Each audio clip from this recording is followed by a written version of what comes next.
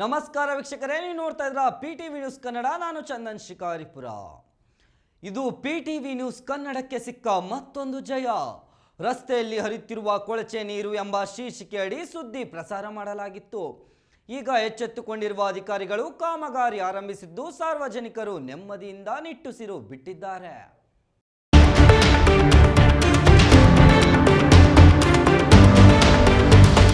ಹೌದು, ಇದು ನಿಜಕ್ಕೂ ನಮ್ಮ ವಾಹಿನಿ ಪಿಟಿವಿ ನ್ಯೂಸ್ ಕನ್ನಡಕ್ಕೆ ಸಿಕ್ಕ ಮತ್ತೊಂದು ಗೆಲುವು.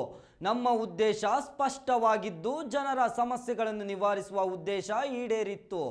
ಸಾರ್ವಜನಿಕರ ವಲಯದಲ್ಲಿ ಮೆಚ್ಚುಗೆಗೆ ಪಾತ್ರವಾಗುತ್ತಿರುವುದು ಹೆಮ್ಮೆಯ ಸಂಗತಿಯಾಗಿದೆ. ಮಹದೇವಪುರ ಕ್ಷೇತ್ರದ ಶೀಗೇಹಳ್ಳಿ ಗ್ರಾಮ ಪಂಚಾಯಿತಿ ವ್ಯಾಪ್ತಿಯಲ್ಲಿ ಹಾದು ಹೋಗಿರುವ ಮುಖ್ಯ ರಸ್ತೆಯಲ್ಲಿ ಶೀಗೇಹಳ್ಳಿ ಗೇಟ್ ಸಮೀಪ ಸುಮಾರು 3 ಕಿಲೋಮೀಟರ್ ವರೆಗೂ ಕೊಳಚೆ ನೀರು ಹರಿಯುತ್ತಿತ್ತು. ಇದರಿಂದ ಪ್ರತಿನಿತ್ಯ ವಾಹನ ಸವಾರರು, ಪಾದಚಾರಿಗಳು ನರಕಯಾತನೆ ಅನುಭವಿಸುತ್ತಿದ್ದರು. ಇದರಿಂದ ಈಗ ಮುಕ್ತಿ ಸಿಕ್ಕಂತಿದೆ.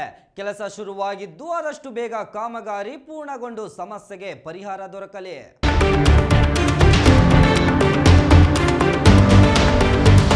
BWSSB ಅಧಿಕಾರಿಗಳು ಸಮಸ್ಯೆ ಗಮನಕ್ಕೆ ಬಂದ ಕೂಡಲೇ ಎಚ್ಚೆತ್ತುಕೊಂಡಿದ್ದು ನಿಜಕ್ಕೂ ಇದು ಶ್ಲಾಘನೀಯವಾಗಿದೆ.